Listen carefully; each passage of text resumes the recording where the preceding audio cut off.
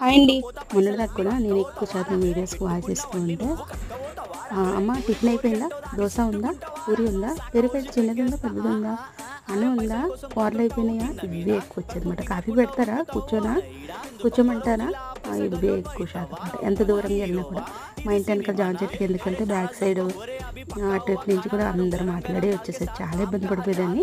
ఎక్కువ songs set చేసి పెట్టేసేది అనమాట. అయితే నాకు తెలిసిన ఒక ఫిజియోథెరపీ డాక్టర్ చెల్లి అనమాట. ఎక్కువ ఫోన్ చేసి మాట్లాడుకున్నాను.